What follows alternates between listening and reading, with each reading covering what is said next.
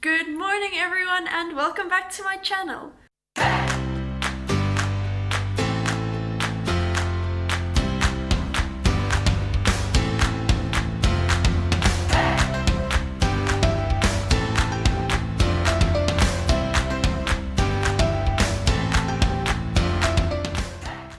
So today we're going to be talking all about my little puppy here, my little beautiful girl, who is wearing her adorable little panda jacket because it is very cold outside. And I am also wearing my class hoodie. And I'm not allowed to pay any attention to you guys because we need to play now. This is our class hoodie. We got to design the logo ourselves. It just says Onderstepoort School of Veterinary Science and then class of 2024. I actually love it a lot. I wear it almost every day now in the winter. Okay, I'll just keep her busy. So this is Carla. She is now 8.5 months old. I got her when she was 8 weeks old. She is a Labrador mix. Her mom was purebred Labrador and her father was, yeah, an intruder. What? So yeah, she has already been spayed. She is microchipped. She has all her vaccinations up to date. What? So she's a big girl, all grown up. A grown-up girl with all the quirks of a puppy. She's really not gonna let me go through this entire video.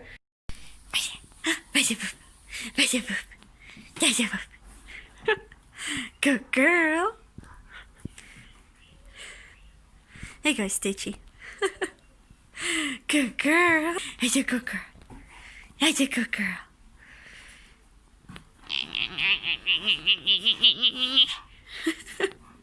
She's also an incredibly smart dog. I focused a lot on basic obedience training when she was a puppy, just to make things easier for me in the long run.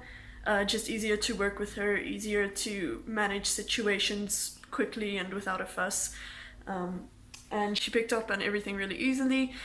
She didn't struggle with anything. I'll insert a clip here of her waiting for her food in the evenings and in the mornings.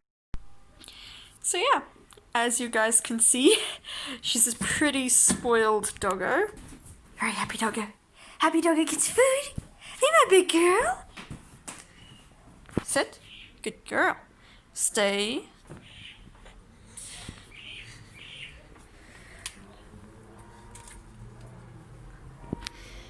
Good girl. Carla, go get it. That's a good girl. She's actually at the point where if I forget to tell her to sit and wait for her food, that she'll still do it. I've forgotten a couple of times, and then when I look around to find her, then she's waiting for me in the kitchen to tell her that she's allowed to come eat. So I'm very impressed with that. She's a very clever little girl. She actually looks so tiny right now because she's leaning so far back. She looks like a grandma's dog with this little pink blankie, but it's okay. Keeps her warm in the winter, so it makes me happy. So we are going for our walk. As you can see, she just has a very nice matching collar and harness. In general, I don't let her wear her collar.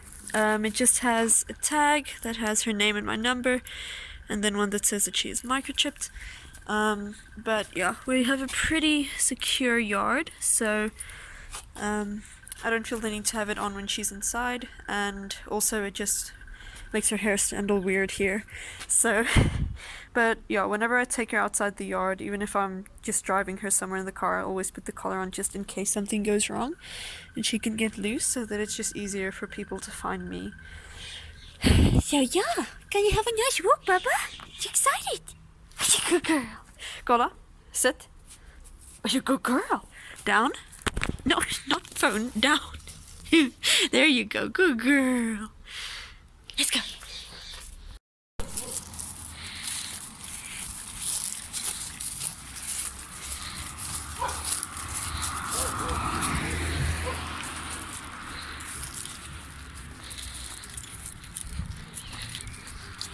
So when she was...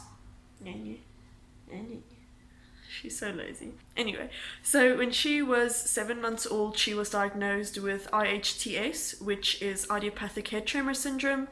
Idiopathic just means that we don't know what causes it or why it happens. Basically, there is no apparent reason for it happening. So she gets head tremors, and we don't know why.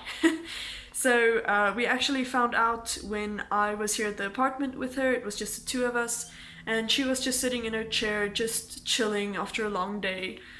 She was basically starting to fall asleep, and her head just started shaking. And it was honestly very terrifying for me. Okay. We used to have a dog who had epilepsy, and it was always really difficult for us to see him during a seizure, you know, his entire body just acting basically against his will. So that scared me a lot because it reminded me of that, and I was worried that she could be having a seizure. But luckily I could tell that she was still responding. I could still call her and she would still come to me. She would still look around. She didn't seem to be in any pain. She barely seemed to notice that it was happening, honestly. So the next night it happened again. That was the point where I really started to worry, because then I could see that it was starting to be a recurring thing. She wants to go outside and play now. So I quickly ran to get my phone to take a video of it. Obviously something like that. I'll enter the video that I took in here.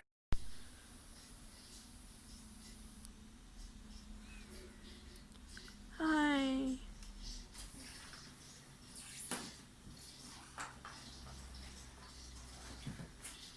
Obviously it would be difficult to describe something like that to a vet, to accurately describe it.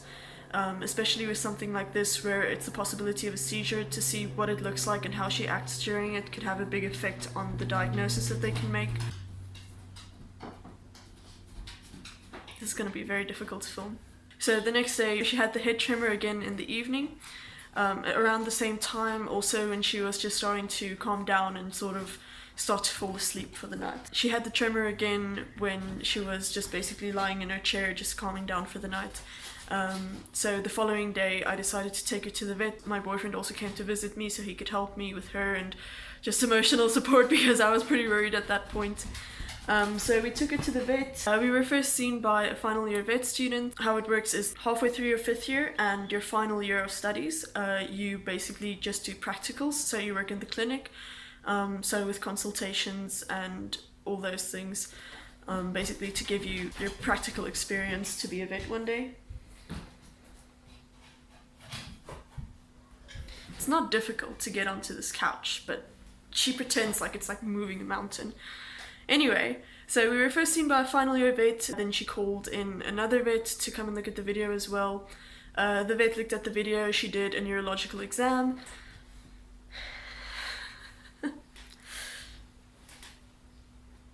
Okay, then they said that, you know, they obviously could not make a diagnosis from just that, so they recommended that I brought her in for testing. So beforehand I looked up what it could be, obviously Google for the win. Well, my brother actually looked for it and he sent me a link to idiopathic head tremors, and I looked through it, and when they said what idiopathic was, I was like, oh my gosh. Because I was pretty sure what it was from looking at the video that I took of her and the videos that they had on the site. And from the description, everything, it all fit. But the thing is that with anything that is idiopathic, the vet cannot diagnose it as that until they have eliminated every other possibility. So they have to perform every single test before they can conclusively tell you, okay, it happens for no apparent reason. I knew from the start that it was most likely going to be very expensive, because I was going to have to do all the tests if we were to come to that conclusion. And I actually hoped that we would come to that conclusion, because if it was something else, if it was a seizure, then it was most likely being harmful to her, it was most likely having a negative effect on her, and it was most likely going to affect her for the rest of her life, and quite possibly also put her on chronic medication, which would, for one, be expensive, and for another, it quite often has an effect on them. I remember with our dog who had epilepsy, the medication did in the long run cause him to go through some personality changes, which was really difficult for us because he only developed it when he was about 8 years old. So we knew him for 8 years, and then he got sick and basically our entire dog changed. So I knew that it was going to be really expensive for them to do all those tests. Luckily, from the start, I told them I am a student there also, which helped them. They gave a lot more information about it, because obviously, you know, some things as a vet you don't tell your clients, like you don't tell them in detail all of the gruesome things that you're going to do to their dog.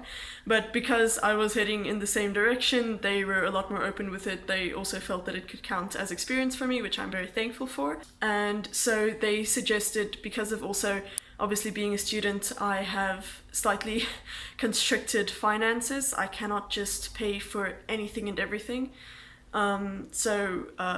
Beforehand I decided how much was I willing to spend on tests, because it doesn't help that I spend all my money on finding out what is wrong, and then if something is wrong, there's absolutely nothing I can do about it because I cannot afford medication.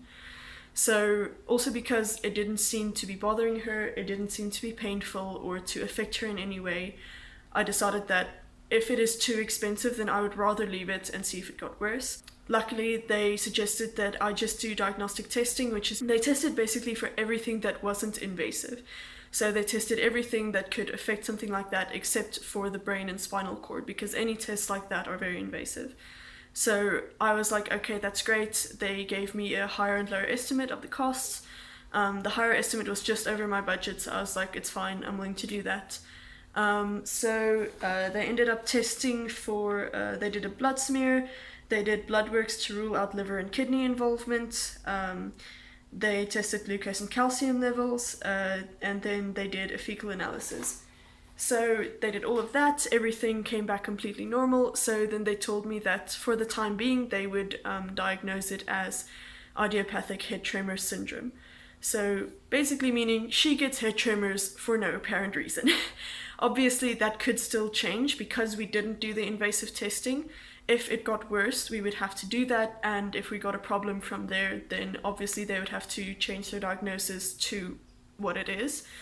But for the time being, it is this because there is no apparent reason for it. Luckily, it doesn't have any effect on her or her lifestyle. It doesn't affect her quality of life. She is still just as crazy and normal as she has always been. Luckily, we don't need to use any medication for it. A few information points that they gave me was that it does usually come up in young dogs, which was one of the things that I was actually worried about. I was worried because she was so young, I couldn't imagine something like that, you know, starting when she was so young. I thought that it would be something that developed with age, but it seems that idiopathic head tremors usually develop in dogs in a younger age. They did say from about 3 years though, so she is a bit early, but it can still happen. It's just that in most cases it's around the age of 3 years. Also, the tremors do usually happen when the dog is resting and not really doing much, not really focusing on anything. So with her it happened every evening when she was just lying down and basically starting to go to bed for the day. That was when it would happen, so that also matched the description. There is no medication for it. There are some things that they say that you can use, but it's not proven to be effective. So I was like, well, then I don't very much see the point in it if it's not definitely going to help her. And if this thing isn't bothering her, then it's fine. Also, something that I took note of and that the vet also saw as a hopeful sign that it wasn't a seizure was the fact that there were no behavior or personality changes that came with the head tremors. Like I said, with our dog who had epilepsy, he underwent a lot of personality changes, not just from the medication, but especially after a seizure. He would be a completely different dog. I remember the one time, I have bars across my bedroom windows at home that are about this far apart, and he tried to claw his way through that. The window was closed, but he still tried to claw his way through the bars to the point where his paws were bleeding. And to give you an idea, the moment that I saw him trying to climb through it, I rushed outside to stop him. By the time I got there, it could only have been a few seconds. He had already put so much force into it that he was bleeding. And there was absolutely no reason for it. Any animal could see that they would not fit through those bars, but he was completely out of his mind, basically. And yeah, he wouldn't respond to us, he wouldn't respond to basically any stimuli. Obviously, during an attack, he was completely unresponsive, he had no control over himself. So her keeping her consciousness, basically, during a head tremor was very hopeful, and also the fact that there were no behavior or personality changes that came along with the head tremors before or afterward were very hopeful. The head tremors don't have any negative effect on the dogs. They're not painful. Obviously, some head tremors can be more severe and more intense, and then I think it could bother the dog a bit. Obviously, if your head is shaking all over the place, it does have an effect on you. It's a bit uncomfortable maybe if it's really intense. Luckily, hers haven't been that intense. Since she has been diagnosed, she has had one pretty intense one, but it wasn't at the point where I was like, geez, this is horrible. It was just a bit of, okay, it could really stop now. The longest one that she has had has only lasted about 5 or 6 minutes. So it's pretty long when you have to watch your dog go through that, but I've heard that it can last up to a few hours if it's really bad. So really grateful that hers aren't that bad. They've actually gotten a lot less in the past 2 weeks. I haven't seen any in at least a week. So very grateful for that. The dogs can also be distracted from the head tremor. Some dogs, if you throw a toy for them, it will stop the head tremor. Some dogs, if you call them, if you stroke them, but basically a sufficient distraction could stop the head tremor. I haven't had a lot of chance to explore with things like that. Usually when I see her having a head tremor, I just sit there and stroke her and tell her that it's okay. I mean, I can tell that it's not bothering her, but I feel better when I get to comfort her. But yeah, so I haven't tried throwing a toy for her to see if it would stop the head tremor. I've seen that if I call her, it does continue most of the time. It varies a lot. I think it varies also a lot between different dogs. But yeah, I hope that this information has been helpful to you. Maybe your dog is going through something similar. Maybe you were just curious about it. Maybe you've never heard about it before. I actually never heard about it before my brother sent me that link with the information. I had no idea what it was. Honestly, I don't care if there's something wrong with my dog as long as she doesn't care. If it doesn't bother her, then it's fine. So I hope you guys enjoyed this video. I hope you guys found it interesting, and I hope you guys learned something new. I hope you all have an amazing day, and I will see you in my next video. Bye guys!